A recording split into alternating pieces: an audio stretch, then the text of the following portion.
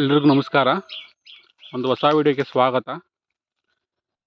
ನಾನಿವತ್ತು ಹೇಳ್ತಾ ಇರೋ ವಿಷಯ ಅಂದರೆ ವಿಯೆಟ್ನಾಮಲ್ಲಿ ಹಲಸಿನ ಬಗ್ಗೆ ಈ ವಿಡಿಯೋದಲ್ಲಿ ತಿಳಿಸ್ಕೊಡ್ತಾ ಇದ್ದೀನಿ. ಇದಕ್ಕೆ ವಿಯೆಟ್ನಾಂ ಮರ್ಲಿ ಅಥವಾ ಆಲ್ ಸೀಸನ್ ಹಲಸು ಅಂತ ಕೂಡ ಕರೀತಾರೆ. ಈ ಕಮರ್ಷಿಯಲ್ ಆಗಿ ಮಾಡೋ ಅಂಥವ್ರಿಗೆ ಇದು ವಿಯೆಟ್ನಾಂ ಮರ್ಲಿ ಹಲಸು ತುಂಬ ಒಳ್ಳೆ ಹಲಸಾಗಿದೆ. ಇದನ್ನು ನಾವು ನಾರ್ಮಲ್ಲಾಗಿ 15x15 ಕೂಡ ಬೆಳಿಬೋದು. ಒಂದು ಎಕರೆಗೆ 15x15 ಆ ರೀತಿ ನಾಟಿ ಮಾಡಿದ್ರೆ ಸುಮಾರು ಒಂದು 200 ಗಿಡಗಳನ್ನ ನಾಟಿ ಮಾಡ್ಬೋದು. ಇದು ನಾರ್ಮಲ್ಲಾಗಿ ಮೊದಲನೇ ವರ್ಷದಿಂದನೇ ಹೂ ಮತ್ತು ಪೀಚಾಗೋದಕ್ಕೆ ಸ್ಟಾರ್ಟ್ ಆಗುತ್ತೆ. ಬಟ್ ಮೊದಲನೇ ವರ್ಷ ಬಿಡ್ಕೋಬಾರ್ದು. ಈ ರೀತಿ ಆಗುತ್ತೆ, ಬಟ್ ಇದು ಕಚ್ಚೋದಿಲ್ಲ, ಇದೆಲ್ಲ ಹೋಗುತ್ತೆ. ಸುಮಾರು ಒಂದು 3 ವರ್ಷದ ಗಿಡ ಆದಮೇಲೆ ನಾವು ಇದನ್ನು ಬೆಳೆ ಬಿಡ್ಕೋಬೋದು. ಇದಕ್ಕೆ ಹೆಚ್ಚು ಕೇರ್ ಅಂತ ಏನಿಲ್ಲ.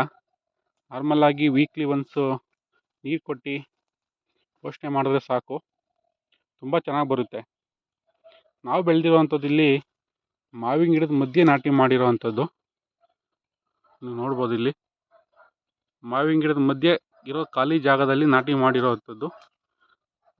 ಈಗ ಓಪನ್ ಪ್ಲಾಟಲ್ಲಿ ನೀವೇನಾದರೂ ನಾಟಿ ಮಾಡ್ತೀನಿ ಅಂದರೆ, ಬಿಸಿಲು ಚೆನ್ನಾಗಿತ್ತು ಅಂದರೆ ಇನ್ನೂ ಚೆನ್ನಾಗಿ ಬರುತ್ತೆ.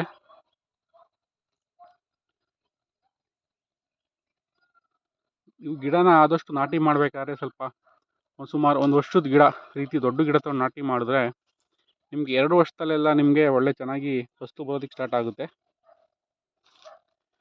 ನೀವು ಗಿಡದ ಬೆಳವಣಿಗೆ ತಕ್ಕಂತೆ ನೀವು ಅದನ್ನು ಫಸಲು ಬಿಡ್ಕೋಬೇಕಾಗುತ್ತೆ. ನಾರ್ಮಲಿ 2ನೇ ವರ್ಷಕ್ಕೆ ನೀವು 1 ಅಥವಾ 2 ಕಾಯಿ ಬಿಡ್ಕೋಬೋದು. ಯಾಕಂದರೆ ಗಿಡದ ಬೆಳವಣಿಗೆ ಅಷ್ಟು ಇಲ್ಲದೇ ಇರೋದ್ರಿಂದ ಅದು ಮುಂದೆ ಗಿಡದ ಬೆಳವಣಿಗೆ ಕುಂಠಿತ ಆಗುತ್ತೆ. ಈಗ ನೋಡ್ಬೋದು, ನಮ್ಮದು ಇದು 2.5 ವರ್ಷ, ಅಂದರೆ ನಾಟಿ ಮಾಡಿ 2.5 ವರ್ಷ ಆಗಿದೆ. ಬಟ್ ಇದು ಗಿಡ ತಂದು ನಾನು ನಾಟಿ ಮಾಡಿದ್ದು ಆಲ್ರೆಡಿ 1 ವರ್ಷದ ಗಿಡ ನಾಟಿ ಮಾಡಿದ್ದು, 3 ವರ್ಷದ ಗಿಡ ಅಂತ ಹೇಳ್ಬೋದು. ನಾವು ಈ ಗಿಡಕ್ಕೆ ನಾವು 2 ಕಾಯಿ ಬಿಟ್ಟಿದ್ರೆ ಸಾಕಾಗ್ತಿತ್ತು. ಬಟ್ ನೀವು ನೋಡ್ಬೋದು, ಈ ಗಿಡದಲ್ಲಿ ಟೋಟಲ್ 5 ಕಾಯಿ ಇದೆ. 2 ದಪ್ಪದಿದೆ, ಇಲ್ಲಿ 2 ಇದೆ. ಬಟ್ ಇನ್ನೂ ತುಂಬ 3 ವರ್ಷ ಆದಮೇಲಂತೂ ಇದು ತುಂಬ ಪೀಚಾಗಿ ಸ್ಟಾರ್ಟ್ ಆಗುತ್ತೆ. ನೀವು ನೋಡ್ಬೋದು, ಇಲ್ಲಿ ನಾನು ಇದನ್ನು ತಿನ್ನಿಂಗ್ ಮಾಡಿದ್ದೀನಿ, ಅಂದರೆ ಸ್ವಲ್ಪ ರಿಮೂವ್ ಮಾಡಿದ್ದೀನಿ.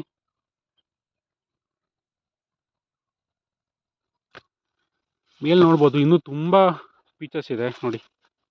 ಇದೆಲ್ಲ ರಿಮೂವ್ ಮಾಡಬೇಕು, ಸಾಕು. ಯಾಕಂದರೆ ಆಲ್ರೆಡಿ ಇದರಲ್ಲಿ 4-5 ಕಾಯಿ ಇರೋದ್ರಿಂದ ಜಾಸ್ತಿ ಆಗುತ್ತೆ ಈ ಗಿಡಕ್ಕೆ. ಬಿಟ್ಟಂಗೆಲ್ಲ ರಿಮೂವ್ ಮಾಡ್ತಾ ಇದ್ದೀನಿ. ನಮ್ಮಲ್ಲಿ ಈ ಗಿಡ ಟೋಟಲ್ ವಿಯೆಟ್ನಾಮಲ್ಲಿ ಒಂದು 25 ಗಿಡ ಇದೆ. ತೋರಿಸ್ತೀನಿ ಎಲ್ಲ ಗಿಡನೂ. ಆಲ್ಮೋಸ್ಟ್ ನಮ್ಮದು ಎಲ್ಲ ಗಿಡನೂ ಅದೇ ರೀತಿ ಬೆಳವಣಿಗೆ ಇದೆ. ಬಟ್ ಎಲ್ಲ ಗಿಡದಲ್ಲೂ ಸ್ಟಾರ್ಟ್ ಆಗಿದೆ ಈ ವರ್ಷ, ನೋಡ್ಬೋದು. ಬಟ್ ನಾನು ಜಾಸ್ತಿ ಬಿಡ್ತಾ ಇಲ್ಲ, ಎಲ್ಲ ರಿಮೂವ್ ಮಾಡ್ತಾ ಇದ್ದೀನಿ.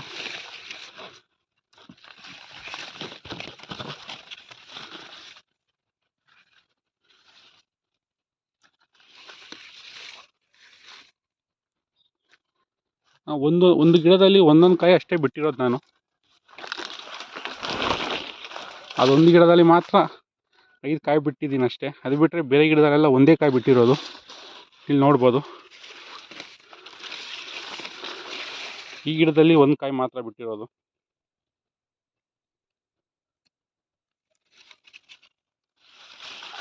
ಇದನ್ನೆಲ್ಲ ಪ್ರೂನಿಂಗ್ ಮಾಡಬೇಕು, ತಿನ್ನಿಂಗ್ ಮಾಡ್ಬೇಕು ನಾವು.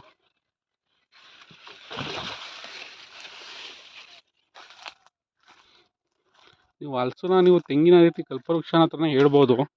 ಯಾಕಂದರೆ ಇದು ಎಲ್ಲ ಪ್ರತಿಯೊಂದು ಕೂಡ ಉಪಯೋಗಕ್ಕೆ ಬರೋದ್ರಿಂದ. ನೋಡಿ, ಇದರಲ್ಲೂ ಒಂದು ತಿನ್ನಿಂಗ್ ಮಾಡಿ ಮಾತ್ರ ನಾವು ಎಷ್ಟು ಬೇಕಷ್ಟು ಬಿಟ್ಕೋಬೇಕು. ನೋಡಿ, ಇದರಲ್ಲಿ 2 ಕಾಯಿ ಬಿಟ್ಟಿದ್ದೀನಿ.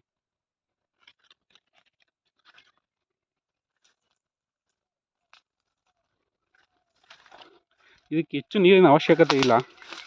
ಗಿಡ ಒಂದು 3 ವರ್ಷ ಆಯಿತು ಅಂದರೆ ನೀವು ವೀಕ್ಲಿ ಒನ್ಸ್ ಅಥವಾ ಮಳೆಗಾಲದಲ್ಲಿ ನೀರಿನ ಅವಶ್ಯಕತೆ ಇಲ್ಲ. ಬೇಸಿಗೆಯಲ್ಲಿ ನೀವು ವಾರಕ್ಕೊಮ್ಮೆ ನೀರು ಕೊಟ್ಟರೆ ಸಾಕು. ನೋಡ್ಬೋದು,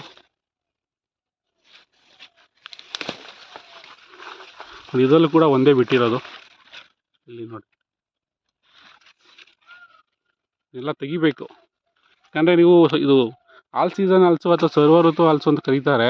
ಅದರಿಂದ ಇದು ತುಂಬ ಮಿಡಿಗಳು ಬರ್ತಾನೆ ಇರ್ತವೆ. ನಾವು ಅವಾಗಾಗಿ ಅಲ್ಲಿ ರಿಮೂವ್ ಮಾಡ್ತಾ ಇರಬೇಕು. ಇಲ್ಲಾಂದರೆ ಗಿಡಕ್ಕೆ ಬೆಳವಣಿಗೆ ಮೇಲೆ ಕುಂಠಿತ ಆಗುತ್ತೆ, ಕಾಯಿ ಜಾಸ್ತಿ ಆದಷ್ಟು.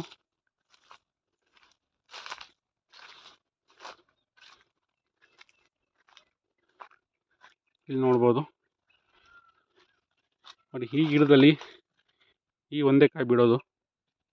ಇದೆಲ್ಲ ತೆಗಿಬೇಕು. ತೆಗ್ದಂಗೆ ಬರ್ತಾನೆ ಇರುತ್ತೆ ನೋಡಿ. ಲಾಸ್ಟ್ ವೀಕ್ ತೆಗೆದಿದ್ದೆ, ಆಲ್ರೆಡಿ ಬಂದಿದೆ.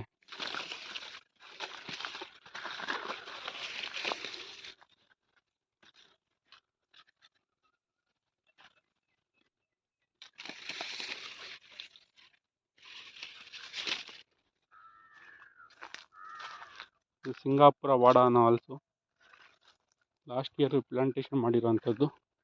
ಇದೆಲ್ಲ ಲೇಟು ಸಿದ್ದು ಹಲ್ಸು ಇದು.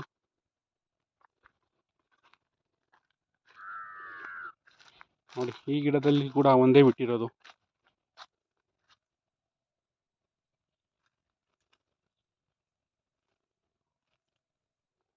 ಅಲ್ಲಿ ತಿನ್ನಿಂಗ್ ಮಾಡಿದ್ದೀನಿ, ನೋಡ್ತಾ ಇರ್ಬೋದು.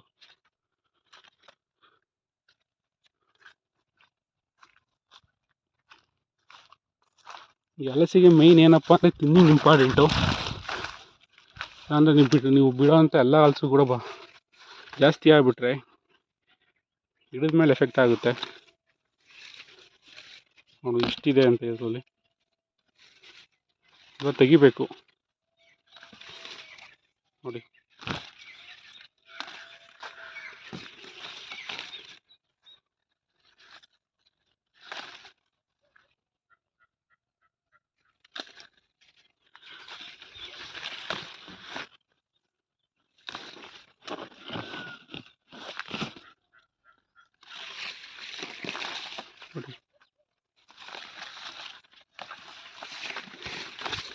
ಈ ಗಿಡದಲ್ಲಿ ಒಂದು ಕಾಯಿ ಮಾತ್ರ ಬಿಡೋಣ.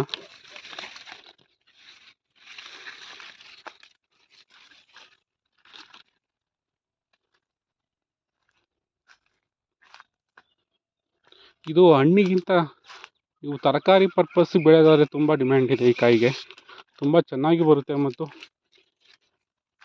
ಕಾಯಿಗಳ ಸಂಖ್ಯೆ ತುಂಬ ಬರುತ್ತೆ. ನೋಡ್ಬೋದು, ಈ ಗಿಡದಲ್ಲಿ ಒಂದೇ ಬಿಟ್ಟಿರೋದು. ನಿಮಗೆ ಸುಮಾರು 3 ವರ್ಷದಲ್ಲೇ ನಿಮಗೆ ಒಳ್ಳೆ ಫಸಲು ಬರೋದ್ರಿಂದ ಕಾಯಿಗೆ ತುಂಬ ಬೆಲೆ ಇರುತ್ತೆ. ನೋಡಿ, ಈ ಗಿಡದಲ್ಲಿ 2 ಇದೆ. ಒಂದು ಬಿಟ್ಟರೆ ಸಾಕಾಗಿತ್ತು, ಬಟ್ 2 ಇದೆ. ಆಲ್ರೆಡಿ ತಿನ್ನಿಂಗ್ ಮಾಡಿದ್ದೀನಿ ಗಿಡದಲ್ಲಿ. ನೋಡ್ಬೋದು ನೀವು, ಎಲ್ಲ ತೆಗೆದಾಕಿದ್ದೀನಿ.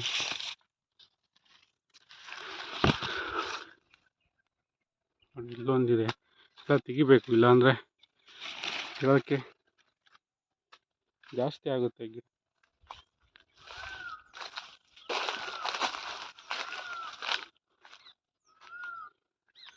ಈ ಗಿಡದಲ್ಲಿ ಒಂದಿದೆ. ನೀವು ಬೇಕಾದರೆ ಒಂದು 2-3 ಬಿಟ್ಕೊಂಡು ಅದನ್ನು ತರಕಾರಿಗೆ ಬಂದಾಗ ನೀವು ಬೇಕಾದ್ರೆ ರಿಮೂವ್ ಮಾಡ್ಕೊಂಡು ತರಕಾರಿಗೆ ಯೂಸ್ ಮಾಡ್ಕೋಬೋದು. ಹಣ್ಣಿಗೆ ಬಿಡೋದಾದ್ರೆ ನೀವು 1-2 ಬಿಟ್ಟರೆ ಸಾಕು.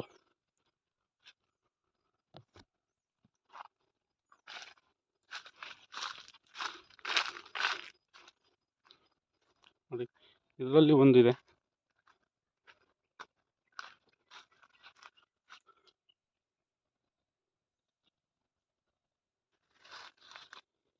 ನೋಡಿ, ಇದರಲ್ಲಿ 2 ಇದೆ, ಬಟ್ 2 ಬಿಡೋದು ಬೇಡ, ಒಂದು ಸಾಕು.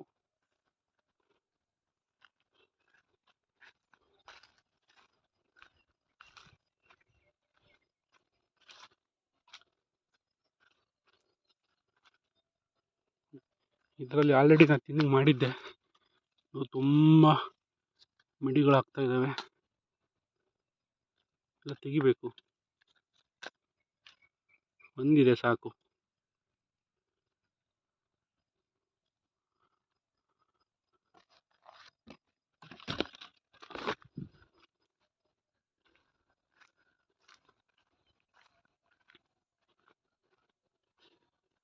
ನೋಡಿ, ಈ ಗಿಡದಲ್ಲಿ 3 ಕಾಯಿದೆ. ಒಂದು, ಇಲ್ಲಿ ಒಂದು 2, ಇಲ್ಲೊಂದು 3. ನೋಡಿ, ನೀವು ಜಾಸ್ತಿ ಕಾಯಿ ಬಿಟ್ಟಾಗ ಏನಾಗುತ್ತೆ ಅಂದರೆ ಚಿಕ್ಕ ಸಸಿಗೆ ಒಳಗಡೆ ಹಣ್ಣಿಂದು ಕ್ವಾಲಿಟಿ ಕಮ್ಮಿ ಆಗುತ್ತೆ. ನೀವು ನೋಡ್ಬೋದು, ಇದು ಫುಲ್ಲು ದುಂಡಿಗೆ ಬಂದಿಲ್ಲ, ಈ ರೀತಿ ಆಗುತ್ತೆ. ಯಾಕಂದರೆ ಇದಕ್ಕೆ ಅಷ್ಟು ಸಾಮರ್ಥ್ಯ ಇರೋದಿಲ್ಲ. ನೀವು 4-5 ಕಾಯಿ ಬಿಡುವಂಥ ಸಾಮರ್ಥ್ಯ ಈ ಗಿಡಕ್ಕೆ ಇರೋದಿಲ್ಲ ಇನ್ನು.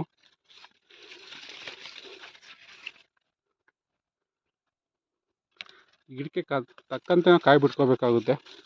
ನೀವು ಇದನ್ನು ಕಮರ್ಷಿಯಲ್ ಕ್ರಾಪ್ ನೋಡ್ತೀನಿ ಅಂದರೆ ಒಂದು 5 ವರ್ಷದ ಮೇಲೆ ನೀವು ಕಮರ್ಷಿಯಲ್ ಕ್ರಾಪ್ ತೆಗಿಯೋಕ್ಕಾಗೋದು. ಅಂದರೆ ಫಸ್ಟ್ ಇಯರು ಬಿಡೋಕ್ಕಾಗಲ್ಲ.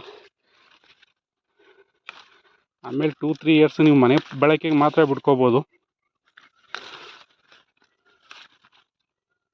ಈ ಗಿಡ ಬೆಳೆದಂಗೆ 5 ವರ್ಷದ ಮೇಲ್ಗಡೆ ನೀವು ಕಮರ್ಷಿಯಲ್ ಹೀಡ್ ಬಿಟ್ಕೋಬೋದು.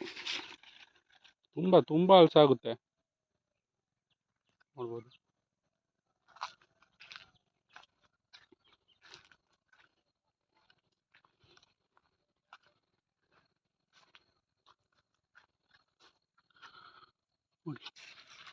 ಇದರಲ್ಲಿ ಒಂದು ಬಿಟ್ಟಿದ್ದೀನಿ, ಇದರಲ್ಲಿ ಕೂಡ ತಿನ್ನಿಂಗ್ ಮಾಡಿದ್ದೀನಿ.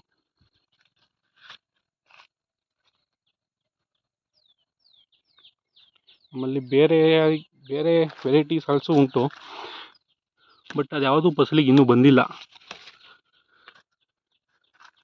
8 ನಂಬರಲ್ಲಿ ಒಂದೇ ಬಂದಿರೋದು. ಬೇರೆದೆಲ್ಲ ಗ್ರಾಫ್ಟೆಡ್ ಗಿಡ ಆದರೂ ಕೂಡ 4-5 ವರ್ಷ ತಗೊಳುತ್ತೆ ಅದು ನೀವು ಫಸಲು ಬರೋದಕ್ಕೆ. ನೋಡಿ,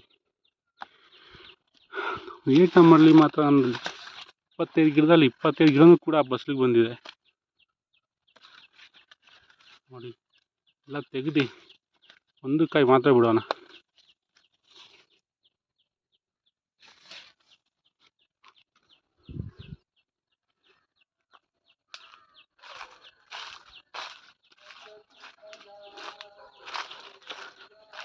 ಥ್ಯಾಂಕ್ ಯು ಫಾರ್ ವಾಚಿಂಗ್.